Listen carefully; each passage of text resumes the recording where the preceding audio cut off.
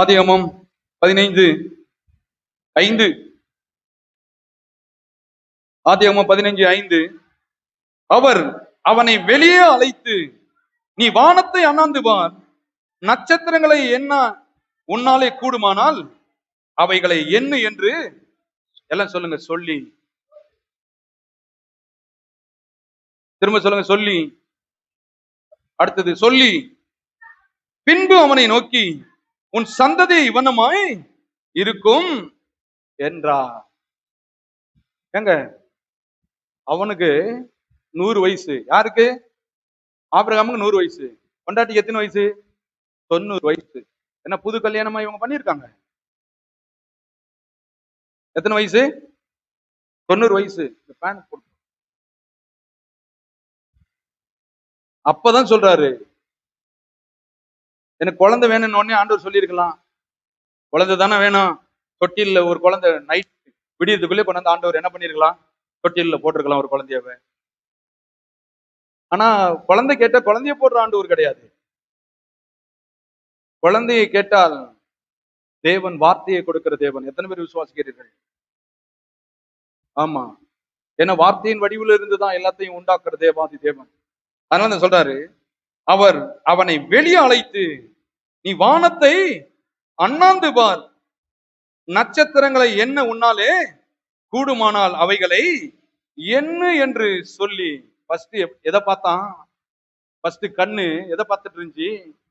சாராளவ என்ன வயசாயிட்டா, கர்ப்பம் செத்து போச்சு. இதே பார்த்து பார்த்து பார்த்து பார்த்து மனசுல சிந்திச்சு சிந்திச்சு வாயில என்ன பண்ணிட்டு இருந்தான்? அதே சொல்லிட்டு இருந்தான். எத்தனை வயசு ஆயிடுச்சு? 90 வயசு ஆயிடுச்சு. 90 வயசு ஆயிடுச்சு. இப்ப பார்வையை மாத்தணும். அற்புதம் நடக்கணும்னா எதை மாத்தணும்? பார்வையை மாத்தணும், மனதன் எண்ணங்களை மாத்தணும், வாயவை மாத்தணும். இவ்வளவு வேலை இருக்குது. சும்மா துணியை மாத்திக்கிறதெல்லாம் ஒரு நிமிஷம். கடைக்கு போனீங்கன்னா ஒரு வெள்ளைப்படு கூடனா போடுவாங்க, டக்குன்னு மாத்திக்கலாம், அவ்வளவுதான். ஆனா மனதை டக்குன்னு மாற்ற முடியாதுங்க. அதனாலதான் ஒவ்வொரு நாளும் இந்த மனதிற்கு தேவனுடைய வார்த்தையை பிரசங்கம் பண்ணுவது ரொம்ப அவசியம். சாதகம் கழட்டிட்டு சும்மா விட்டுக்கிறது ஈஸி, கழுத்துல இருக்கிறத கழட்டுறது ஈஸி. அதை இதுவும் கழட்டுறது கிடையாது. உள்ள இருக்கிறத ஒன்னொன்னா கழட்டணும், பாவ பழக்கத்தவ. இதுதான் கஷ்டமான விஷயம். வார்த்தையில பாருங்க, சுத்தில அடிச்சு பாருங்க, ஒவ்வொரு பீஸா எடுக்கிற மாதிரி வார்த்தையை சொல்லி சொல்லிட்டு கழட்டுறது ரொம்ப பெரிய கஷ்டம். நிறைய பேர் சொல்லுவாங்க, நான் இதை கழட்டிட்டோம், அதை கழட்டிட்டேன், எல்லாம் கழட்டிட்டேன், ஆனா உள்ள இருக்கிறத கழட்டினியான்னு கேட்டீங்கன்னா தெரியாதுன்னு. நம்ம அதை இதுவும் கழட்டுறாள் இல்ல, கழட்ட வேண்டியதை கழட்ட வேண்டிய வேலை எங்களுக்கு இருக்கு. சொல்றாரு பாருங்க, அவர் அவனை வெளியே அழைத்து, நீ வானத்தை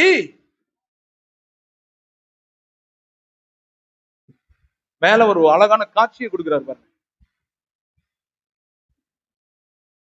உள்ள பாருங்க, முடங்கி கிடக்குறான், தலை குனிஞ்சு கிடக்குறான். ஊருக்கு வெளியே போனா பாருங்க, மலடன்னு பேசுறாங்க. கொண்டாட்டி தண்ணி எடுக்க போனா மலடின்னு பேசுறாங்க. சரி, பாவம் எவ்வளவு நெருக்கப்படுறான். ஒரு குழந்தைய கொண்டு வந்து தொட்டில போட்டு போயிடலான்னு போட்டிருக்கலாம் ஆண்டவரு. கண் மாறும் வரையிலும், இருதயம் மாறும் வரையிலும், என் வார்த்தைகள் மாறும் வரையிலும் எதிர்பார்க்கிற எதையும் என்ன பண்ண முடியாது? பெற்றுக்கொள்ளவே முடியாது. அது உங்களுக்கு தெரியுமா? உங்களுக்கு மாற்றங்கள் வர வேண்டும் என்றால் கண்ணு, வாய், மனது, காது ரொம்ப ரொம்ப இம்பார்ட்டன்ட். எல்லாம் இங்கதான் வச்சிருக்கிறாரு. சொல்றாரு பாருங்க, நீ வானத்தை அண்ணாந்து பார், நட்சத்திரங்களை என்ன உன்னாலே கூடுமானால் அவைகளை என்ன என்று சொல்லி, பின்பு அவனை நோக்கி, உன் சந்ததி எல்லாம் சொல்லுங்க இவனமாயிருக்கும். என்ன மாதிரி ஒரு தேவாதி தேவன். கேட்டது ஒண்ணு, எல் ஷடாய் என்றால் போதுமானது இருக்கும்.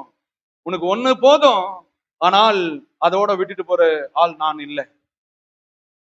சின்ன ஆசீர்வாதத்தை கொடுக்கிற தேவன் அவர் இல்லை.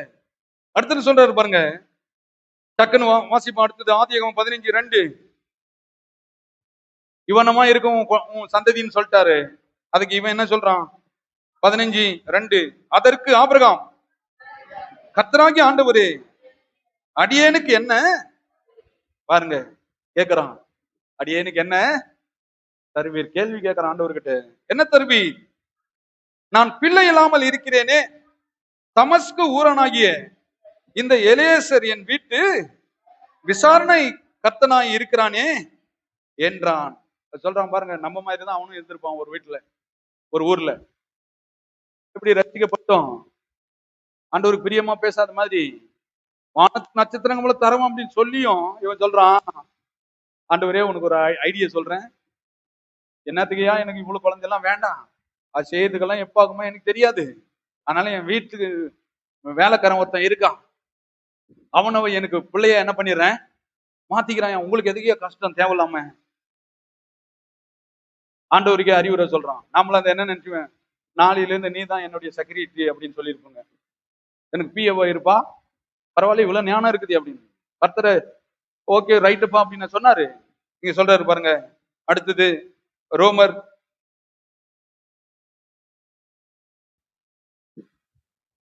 ரோமர் 4வது அதிகாரம் 18. ரோமர் 4:18. உன் சந்ததி இவ்வளவா இருக்கும் என்று சொல்லப்பட்டபடியே நீ அநேக ஜாதிகளுக்கு தகப்பனாவதை நம்புவதற்கு ஏதுவில்லாது இருந்தும் அதை நம்பிக்கையோடு. இவ்வளவு வானத்து நட்சத்திரங்களை போல அப்படி சொன்னாரு பாருங்க, அதை நம்புறதுக்கு என்ன மனசு ஒத்துக்கலதான், ஆனா இருந்தாலும் அதை என்ன பண்ணா, விசுவாசித்தான். ஒன்னு இல்ல, ஒரு கூரை வீட்டுல இருக்கிறவனை போய் நீ கட்டாத வீட்டில் பங்களாவுல குடியிருப்பான்னு நீ சொல்லி பாருங்க, அவங்க அம்மா அப்பா கொடுத்த மூளை சொல்லி கொடுத்த கதையில எப்படி தெரியுமா இருப்பான், இதெல்லாம் போய் நடந்துருமாகும். அதுதாங்க ரட்சிப்பு இல்லாத கதை, அதுதான் மறுபடியும் பிறந்த ஆவி இல்ல அப்படின்றது.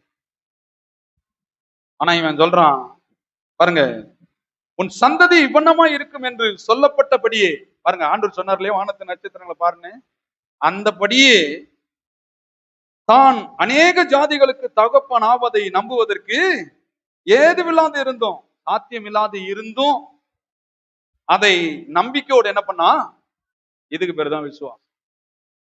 நம்பிக்கை இல்ல என் வாழ்க்கையில, ஆனால் அவர் சொன்னதுல எனக்கு நம்பிக்கை இருக்குது, அதை நான் விசுவாசிக்கிறேன். இந்த விசுவாசம் தான் மக்களுக்கு தெரியல.